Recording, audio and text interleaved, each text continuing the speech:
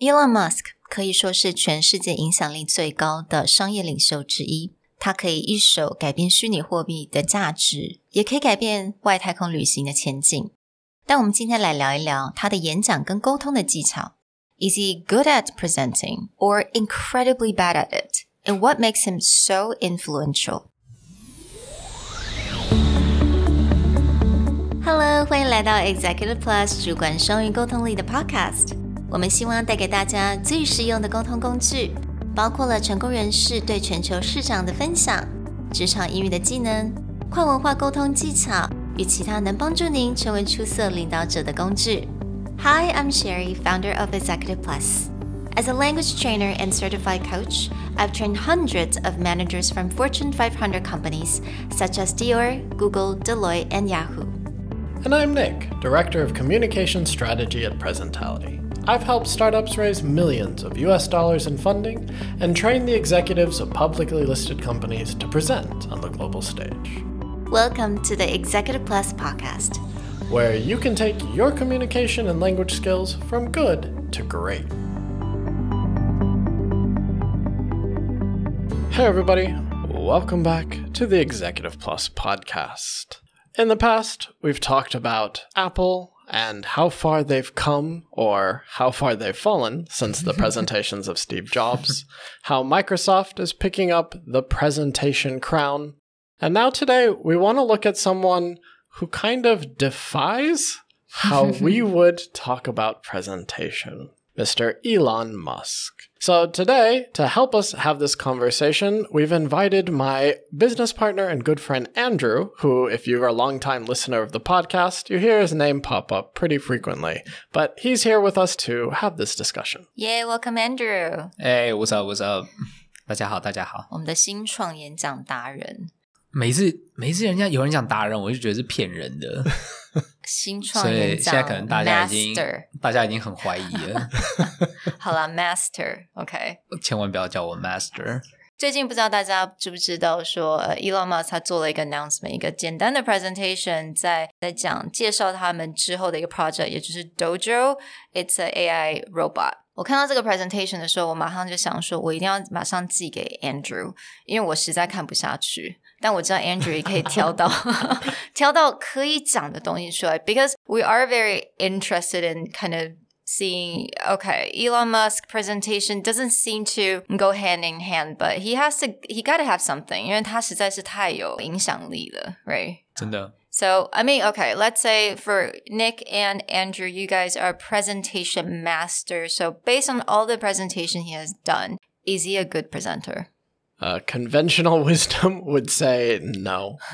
Just in that, I think you were defining it right there, where you started his presentation and you couldn't even finish it, right? And so if the goal of a presentation is to convey information or make some kind of exchange, if you can't even watch it. And I would say probably the first time I really saw Elon Musk speak was back when Chris Anderson interviewed him on the TED stage. The Boring Company? Yeah, and that was also one of the times where you're just like, this dude is so awkward. Or like his conversation with Ma Yun. Yeah. If you look up like a conversation on stage between him and Ma Yun. That stuff was awkward as hell. Like, I mean, Ma Yun's English is good. Yeah. Mm-hmm. But still, across cultural barriers and like the lack of familiarity, you're like, wow. 超尴尬。这两个天才，但是 So in terms of delivery, pretty... I mean, his stage presence is very obvious to see some of the issues that he may have. But even when you're looking at the things that we talk a lot about in presentation, whether it's framing, the content itself, he's someone who, in this last presentation, introduced the AI robot. He definitely has talking points, but maybe it's delivery, maybe it's just the way his brain works. But as he hits those talking points, it comes across very much as and there's this other thing. And, and then there's this feature. In fact, there's a comment in the YouTube that's like, why does he sound like a 7th grade boy giving his science presentation? Sounds about right. 对啊，因为他上台就感觉，你看他那个，他有时候会往空的地方看，或者是看那个 slide， 然后他就迟疑一下，然后你就想说，他大概这辈子没有看过这个 presentation， 就是把他 shove on stage。对啊，你就想象他可能是在他的 private car， 那个搭他的 private car， 然后到了现场。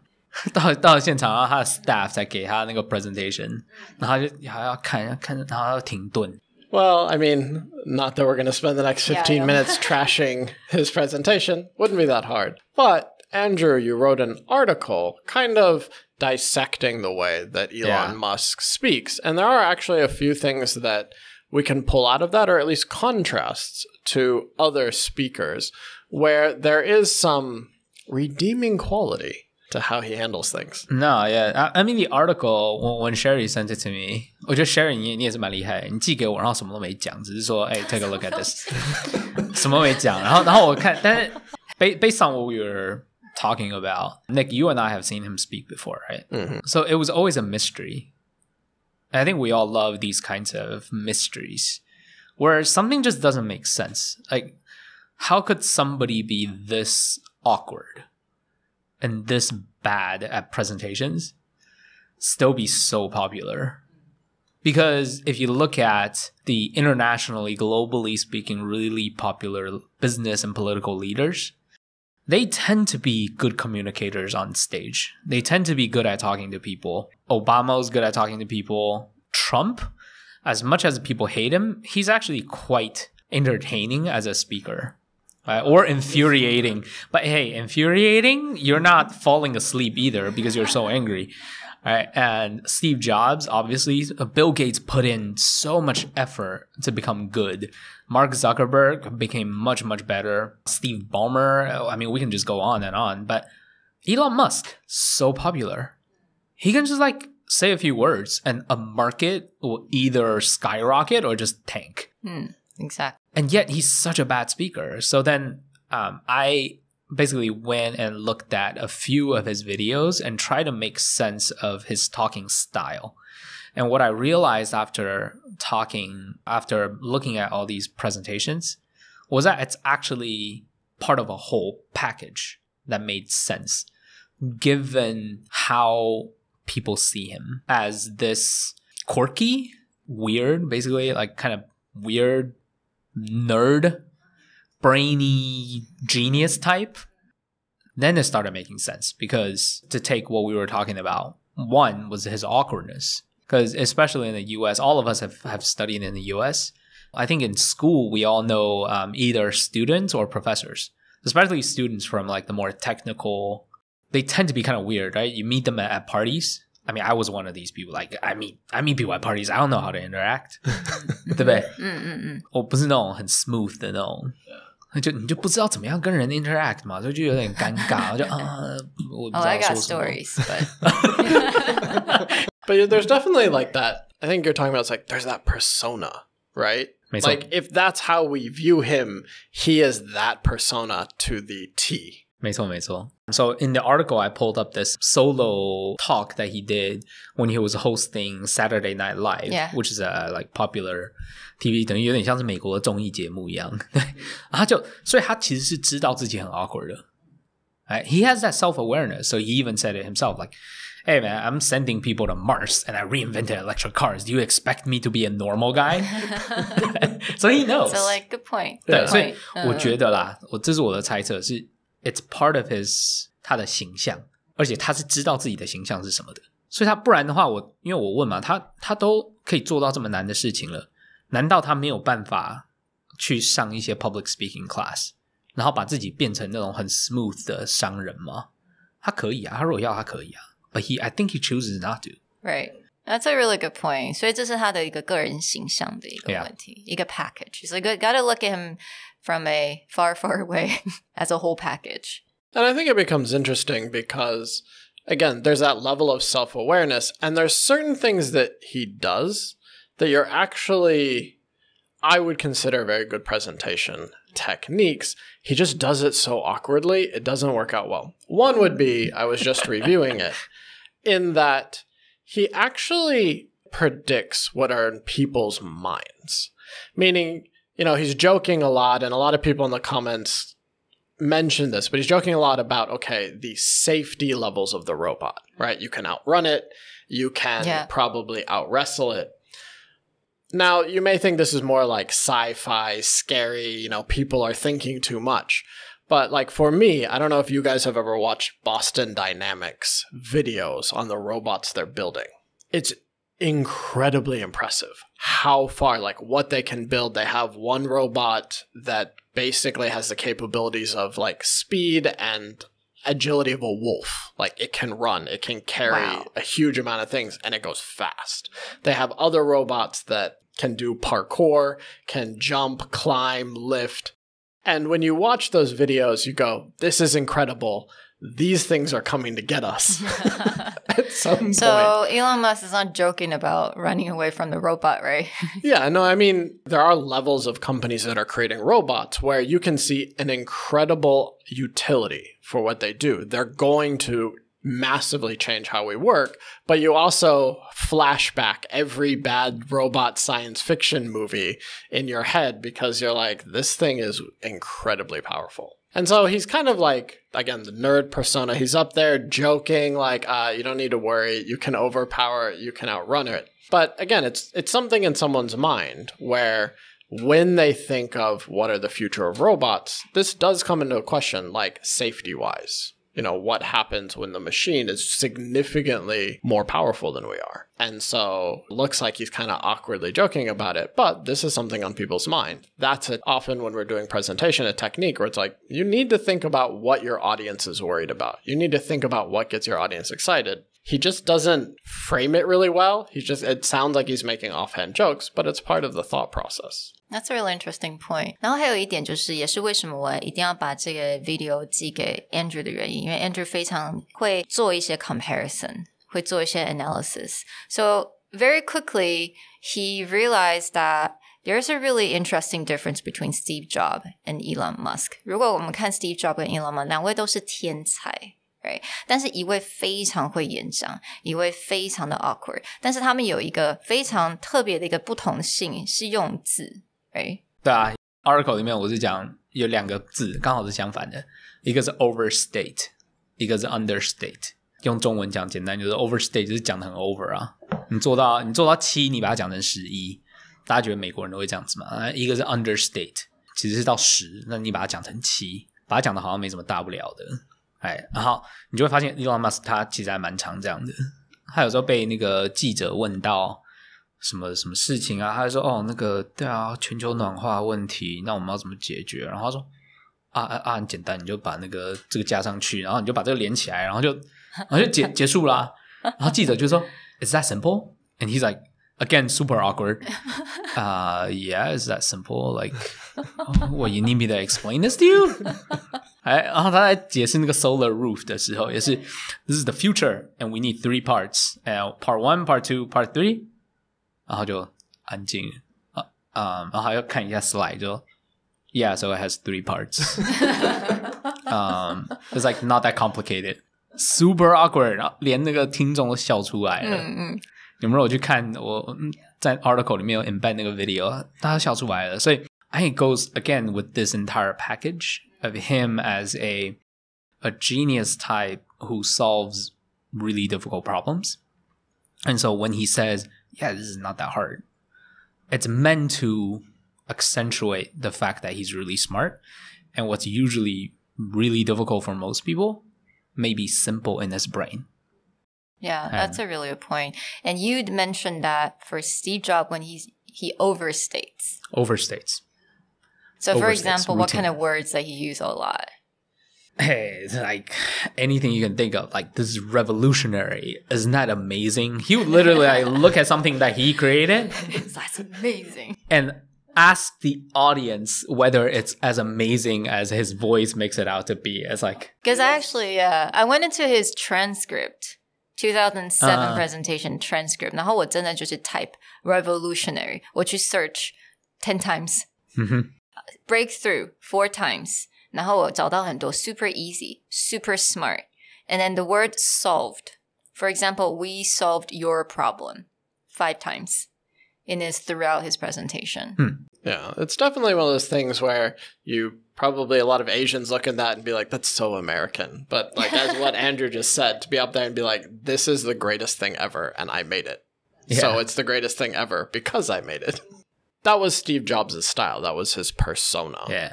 And he has the reputation to back it up. He has the track record to back it up. But then it also causes a bit of problem in the future when some of his predecessors, whether it's Greg Federini, who does most of their keynotes now, or previously with the CEO, when they do the presentation, in some cases, they will use the same phrasing.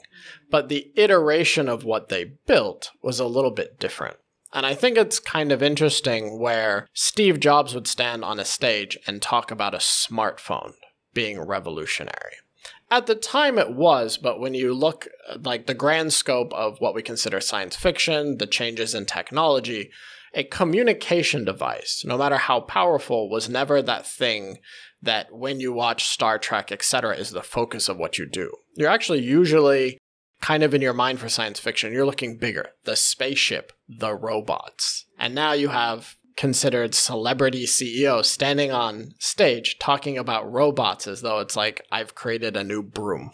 Yeah. And so you have this contrast behind someone who would just take technology advances and then like revolutionary innovation, the best thing ever to the max for certain maybe smaller iterations of devices. And then you have a guy who's like, I'm making a human robot.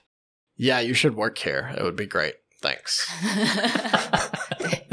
那个好像是他的 presentation like ending. Yeah, his conclusion is, yeah, if you want to come work for us, you should do that. Like that's it. That's literally his ending. Just like, all right. 对啊，这样讲起来真的是个很完全不同的 style， 对不对？ Yeah. 然后他还会强调他做的机器人很弱，像 Nick 讲的，特别是机器人超弱的。但是机器人如果发疯的话，你要打架打得过他。So he's like, yeah. Oh my gosh, yeah. It's definitely a huge contrast between those two, understating and overstating. So I have to ask, if let's say for our audience, 我们的听众好了，我们要来找自己的 presentation style. How do we do it? I mean, okay, you know, Elon Musk, 这是他的整个的 package.Personal branding, he can suck at presentation, but he's fantastic in innovation. That's okay. 但我们大家怎么办嘞？ When we're trying to develop our presentation style, 有没有什么样子的一些 tips and tricks 可以帮助大家？我觉得这个跟 personal style 真的还是很像啦，因为像我们办公室的都比较是内向的。Right? Most of us are introverts. So we would naturally, I think, gravitate towards the more Musk style. Like you work your ass off on a really cool topic and you make something like that's pretty cool. And then you talk about it for what it is. Right? 就很扎实，你就做到。然后因为你如果做的东西真的是还蛮创新的，然后你做到的 result 也会让大家觉得很厉害的话，那你不用再把它讲得多厉害，你就给大家看，甚至直接 demo， 什么一句话都不用讲，让大家去体验那个东西就好了，然后这样反而会加大那个效果。所以 if you're working on something cool like that and your personality is more reserved, then I would say, yeah, just go with that. At this point, I think your biggest challenge is to fight the desire to copy somebody who's very charismatic out there. Because we all know people who go to a public speaking class and then the public speaking class tells you to speak a certain way, to wave your arms a certain way, to look at the audience a certain way, to dress a certain way, as if that is the right way to communicate to an audience. And I guess what we're saying is, no, just look at, Elon Musk is Elon Musk. You can't copy what he does. But I think he is a case that you don't have to become a world-class public speaker to make an impact. You can work on something really cool and then talk about it in a very humble way. And it can still work out for you. 但是我觉得如果 if you're somebody, for example, if you work for a company that has made not a revolutionary innovation, but made an incremental innovation, and you gotta sell it, hey man, you gotta do what you gotta do. You know, you gotta do But the right? You gotta sell it. Yeah. Yeah, no, to jump onto that, I would agree with the idea. Of course, Elon Musk, his extreme awkwardness is probably not something I would recommend you get on stage with.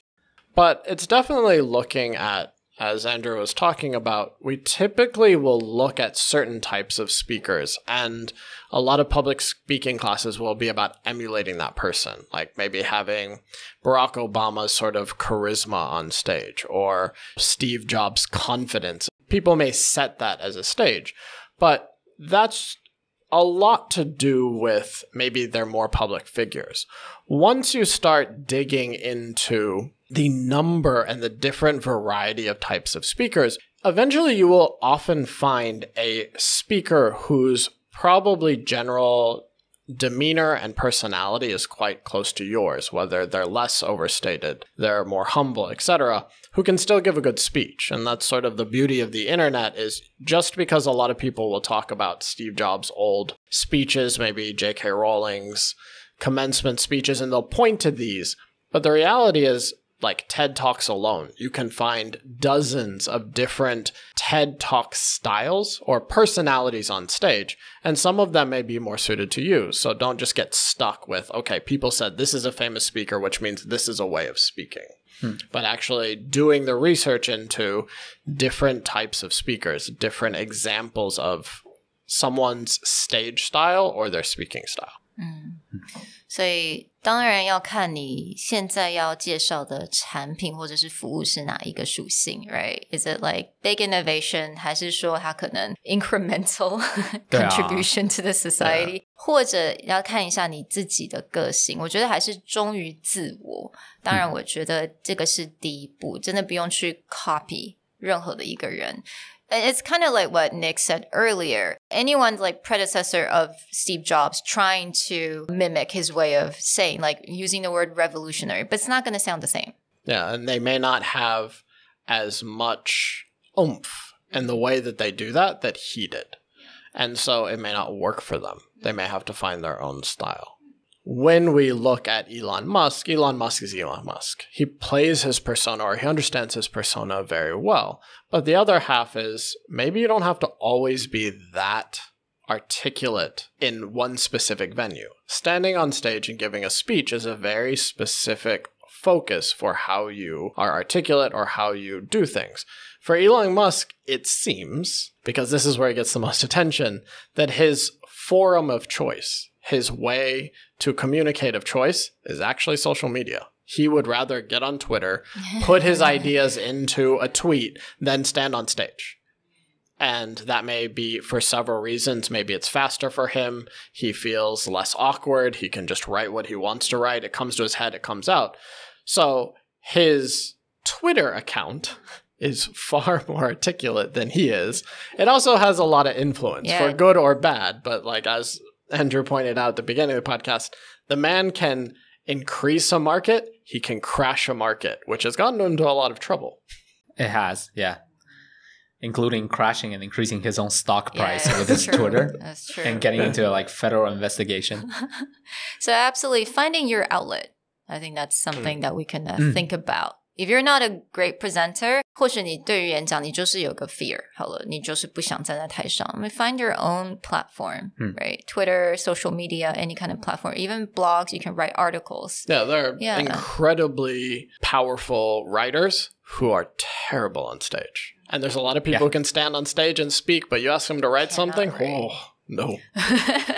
真的啊，真的啊。所以有时候团队来找我们，然后说投资人啊或什么客户要来啊，然后我们必须要准备一个 presentation， 然后他们可能会期待我们说 OK 好，那个 presentation 那我们帮你们做，然后设计一套 presentation 就收你多少钱，然后再多少个 slide 啊20张啊还是什么的，然后结果我们第一个问他的问题是 Why do you need to give a presentation？ 他们说不是人家来不是就是要准备一个简报然后讲吗？我们说为什么一定要简报？你的这个东西很好啊，你就把它带到一个咖啡厅啊，疫情之前你就把它带到一个咖啡厅，然后给他看你的那个东西就好啦，然后跟他聊聊，对啊，你玩一下有什么问题吗？ why does it need to be a presentation? I never thought about that. You're not even good at, like, if you're not good at presentation, don't give a presentation. Yeah. Right? If you're not good at interacting, like I'm horrible at networking events. 真的吗？ I'm nervous. I'm like, for the longest time, I forced myself to go to networking events because I thought that that's what a normally, like a normal functioning human being in a society did. And now I'm just like, yeah, I'm never going to networking events. I need to find a way for me to succeed one-on-one. I'm okay. Find your format. Find how, do what's comfortable for you. Exactly. Yeah. Yeah, and sometimes people will use presentation as an excuse to overdo something. Like Andrew was talking about just a second ago. There's been a lot of companies that we've worked with where it's just like, no, take your product and do a demo. Don't present. Not only because you're awkward presenting, but he talked about before, your product will talk for you. Yes, if true. you have built something, quote unquote, truly revolutionary, I mean, I don't need to say anything, or something that's really a joy to use, there's nothing to sell. So finding that format. Actually, this literally happened just last night, by the way. One team like, oh my god, an investor is coming. American investor. Like, 我怎么办？我怎么办？那个我给他看哪个简报？我说为什么要给他看简报？他说不用给他看简报吗？你们需要钱吗？不需要啊。那你在紧张什么？ Yeah, but I think it's such an intuitive thing. Like when people are coming, you gotta present. Right. It just, I feel like this is just a normal thing. So I never actually thought about, 我不用哦。对啊，然后而且上台有些人会觉得说上台像那个什么keynote 啊，像 Steve Jobs 或是 Musk 或者是 like other big companies, the keynotes that they give, there's always an assumption, I should probably talk for, I think 12 to 15 minutes should be good. I should like explain the background of my company and I should talk about this and this and this. And there will even be people around you. I think that's the tough part. Like there will be people around you with traditional understanding of these events. Like you have to talk about this. 这样子才完整。为什么要完整？ Right. You want company background? Go read our website. Yeah. That's usually the first thing I see from companies. This is the year our company was founded, and here's a picture of our building. That's why when I went to 我去总统府的时候，那个总统跟副总统的演讲马上被我 cut 到2分钟。以前都是15分钟，马上 cut 到2分钟。我们不是要跟别人讲我们的政策吗？ They don't give a shit about our policies. Like, and I think that that's like something that a speaker can actually think about first is like the last time that you went to this kind of event and the person got on stage, where did you zone out? And if they started talking about like the history or some kind of like milestone date, I guarantee you zoned out. Yeah. Why would you get on stage and do the same thing just because it's complete? Like, don't do that. You don't want people to do that, so don't do that. All right. Well, we hope that this gives you guys a bit of a peek behind. Again, we've done quite a few breakdowns of keynotes, of company presentations, and there's definitely good ways of doing it. There's bad ways of doing it, but there's also ways of doing it that's just about your way.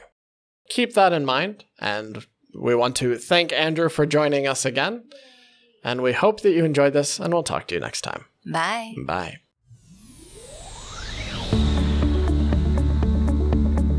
如果你喜欢我们的 podcast， 欢迎来追踪我们的主管英文 Executive Plus 的 Facebook。